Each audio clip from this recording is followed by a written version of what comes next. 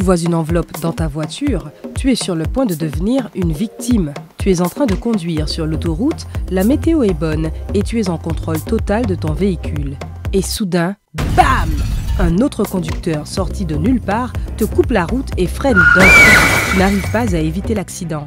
Ça ressemble à un accident classique, mais tu seras surpris d'apprendre que c'est un des types d'escroqueries qui arrivent souvent sur les routes. Numéro 1, le coup de la queue de poisson.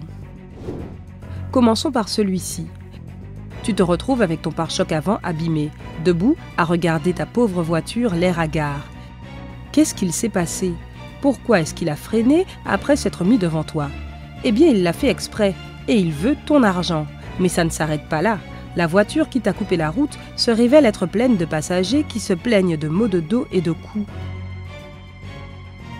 Tu es plein d'empathie et tu crois ce qu'ils te disent, mais il ne faut pas.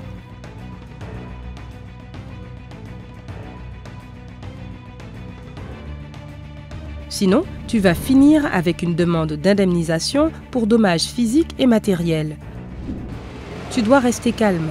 Tu conduisais attentivement, tu faisais attention aux autres conducteurs sur la route, tu respectais les distances de sécurité, tout est bon. C'est la bonne manière de conduire, donc tu n'es pas en faute. Appelle la police et regroupe tes propres preuves au cas où. Prends les 2 voitures en photo, la route, tout. Est-ce qu'il y avait des témoins? Note leurs témoignages. Fais attention à l'attitude des passagers. S'ils se déplacent normalement et qu'ils commencent à se plaindre de blessures graves uniquement quand la police et les pompiers arrivent, l'accident est sûrement une escroquerie. Mais une fois l'enquête lancée, tu devrais avoir la loi de ton côté. Et pour la prochaine fois, ça ne fait pas de mal d'avoir une caméra dans ta voiture. Numéro 2, de la fumée blanche. Tu as trouvé une belle place dans un parking pour ta voiture et tu vas faire tes affaires. Quand tu reviens et que tu démarres la voiture, des bouffées de fumée blanche sortent du capot et du pot d'échappement. Ensuite, un inconnu apparaît et te dit dans de grands gestes que tu as d'horribles problèmes avec ta voiture. Bien sûr, tu paniques, tu sors vite de la voiture et tu vas ouvrir ton capot pour jeter un œil dessous. Ton noble assistant te dit de démarrer le moteur pendant qu'il regarde. Malheureusement, si tu crois à ce mensonge et que tu le retrouves sur ton siège, l'homme va commencer à toucher à tout et surprise, ta voiture ne redémarrera pas. Après ça, il va te proposer de remorquer ta voiture jusqu'à la station-service la plus proche. Si tu acceptes, prépare-toi à payer pour ça. La personne ne va pas seulement te demander de payer pour ses services de remorquage, mais ses amis du garage te piégeront aussi peut-être en disant que ta voiture nécessite des réparations coûteuses. D'abord, essaie de comprendre toi-même d'où vient la fumée et ne laisse pas d'inconnu s'approcher de ta voiture. Il a sûrement juste mis de l'huile dans le pot d'échappement ou dans le moteur pendant que tu étais absent.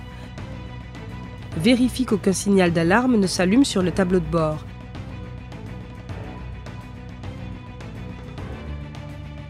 Si tu n'es pas encore sûr que le tout est un piège, appelle une vraie entreprise de dépannage. N'accepte jamais de l'aide d'inconnus qui sortent de nulle part.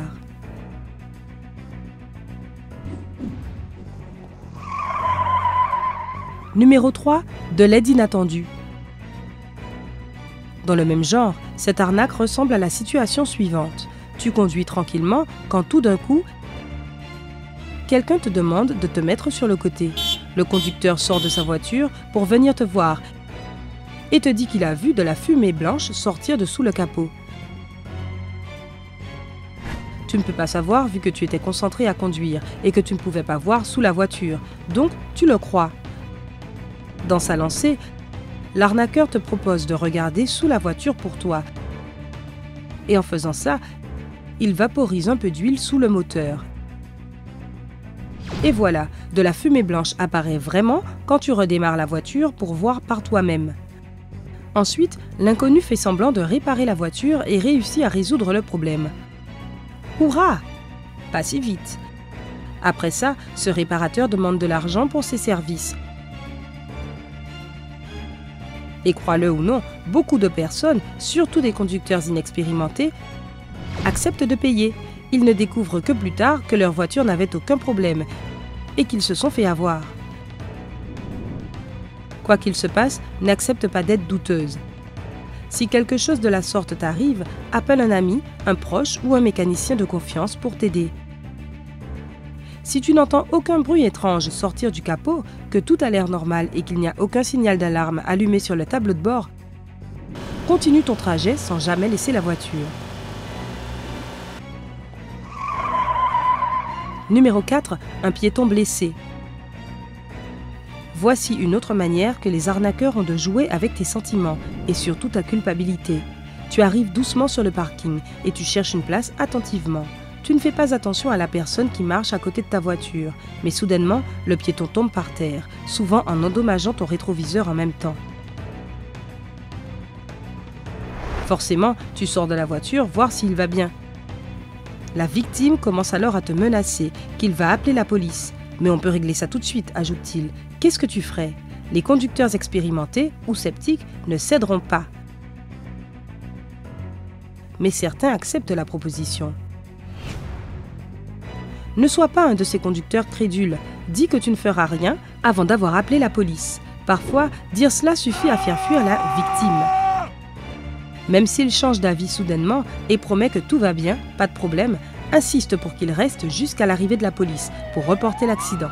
Sinon, il pourrait appeler la police lui-même et donner ton numéro de plaque. En plus, si la personne a fait exprès d'endommager ta voiture, tu devrais être indemnisé. Dans tous les cas, ne reste pas sans rien faire.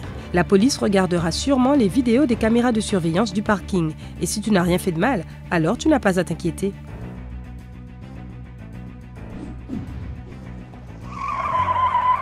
Numéro 5. Viens par là. Voici une arnaque dangereuse, particulièrement dure à éviter. Les voyous repèrent un conducteur qui essaie de s'insérer sur la voie.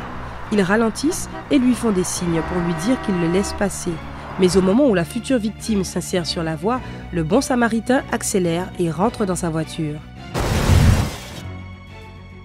La minute d'après, il nie avoir laissé l'autre conducteur passer et assure qu'on lui est rentré dedans.